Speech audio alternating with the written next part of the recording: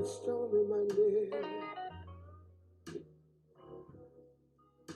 but Tuesday's just as bad.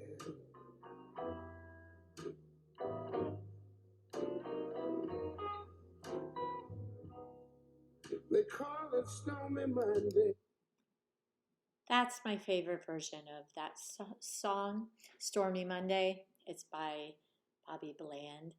Anyway, happy Stormy Monday or Dark and Dank Monday, whatever it is. I just want to get to you um, because I like to make an announcement on Mondays just sometimes so that we don't forget that the week is starting again and that we're all still a class. And even though your synchronous class is until a little later, it's good to just talk for a few minutes. And I like to give us a joke, right? Because sometimes I end with it, sometimes I start with it, sometimes it's somewhere in the middle. Where do bad rainbows go? Prism. It's a light sentence. Ha! Isn't that funny? Okay, my jokes are really corny. They get even cornier than that, trust me. For those of you who have had me before and know that I do that, yeah, that's a bad thing. Anyway, I just think that sometimes I crack my own self up because I believe so much that we need to keep a strong sense of humor. News in general, especially the news that this class needs to eat for breakfast, is really tough stuff sometimes. And as much as you have to do it to understand it, it can drag you down sometimes. And I believe that keeping that sense of humor keeps you balanced and grounded a bit, right? So we don't lose ourselves down the hole of all the stuff that we talk about. That doesn't mean, though, that I think we should just, talk about it and do all that talk the talk, but never walk the walk. I'm not one who says that at all because we don't get to forget about it. We learn it so that we understand it, so that we keep it in our conversation, but also work with our actions when we think that we need change. So I think that we each have an obligation, responsibility to be part of that change when we see something that needs it. Each of us has a different passion, a different area where we want to put our action, but that doesn't mean we can't feel and understand an area bigger than that, right? So we need to be the change, but that change may be in different areas, and we still need to understand the other parts so that we can talk intelligently about it, so we can help other people understand it. And I think that we have to know about the bad stuff and bring the change ourselves. Anyway, large protest over this weekend in Minneapolis after the police shooting of Amir Locke. The Minneapolis police officials have identified the officer who shot Mr. Locke during a raid on his apartment. This Friday, the city officials did ban indefinitely no-knock warrants. Understand what a no-knock warrant is. A search warrant, we all kind of know what that is, right? We get probable cause. The affiant has to swear under oath that everything they say there is true and accurate, and that they've had training to understand what they expect to find in that particular apartment, in that car, in that whatever they're searching, in your business records, in your computer, whatever, wherever you are. A no-knock warrant presumes some danger to the officers or danger of the evidence going down the toilet. You'll hear flushes as you try to get in if you announce first.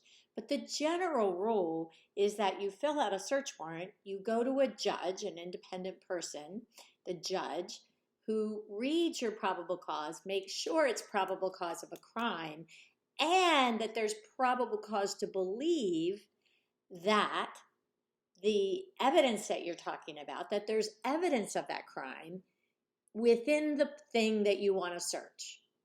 In this case, a house, an apartment, right?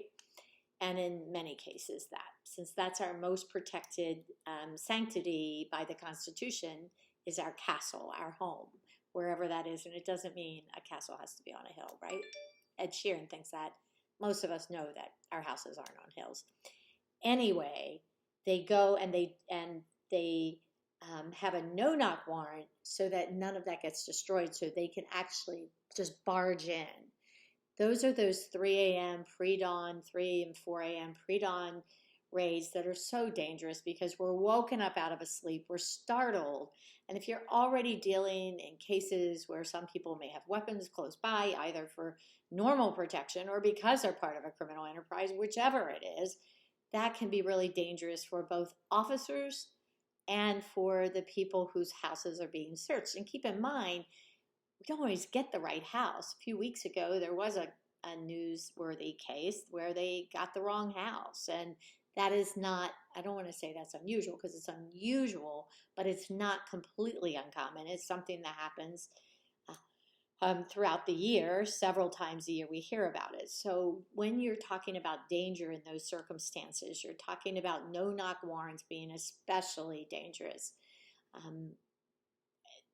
The victim's parents, Mr. Locke's parents, say that he was a law-abiding man who had a permit for a gun, and there is video of it. Local prosecutors have asked the Attorney General to help in the investigation of the police tactics that were used in that. So we will continue to see and gather information, but this is not a good, this just isn't a good thing. And so anyway, there's that. Always read about the news, keep on touch of it. That's what we're doing in our class. Keep in mind, we're getting ready to talk about people who have spent a lot of time in prisons for things they didn't do. Because according, to the National Registry on exonerations, we've had over 2,900. We've actually had 2,946 exonerations. Those are people who were spending, and in those exonerations, typically life sentences or lengthy sentences, very lengthy. And they were exonerated, meaning we had them wrong. We had almost 3,000 since exonerations have taken place. Now, they've been taking place for the last 30 years, since 1989, so 31 and 32 years. That represents 25,600 years that were lost to these individuals. That's more than 8.5 years per person, but some of them have served 30 years. There's a man in the news this week who served 16 years. So these are pretty big things. And what are the major reasons that people have been exonerated because they were wrongly convicted? What's the major basis for the wrong convictions? We're going to learn about several of them. One is police misconduct. The number one reason is misidentification. And also one of the second highest reasons is false confessions. So we're going to learn about those. Police misconduct, a lot of times, are misuse of CIs, which are confidential informants, which are the people who tell on other people, usually to save their own skin, their own prosecution status. And so they're telling on someone else, and you have to be a lot more careful about verifying all the information that comes in. Anyway, have a good week, and I'll see you actually this week, but just wanted to start off on Monday.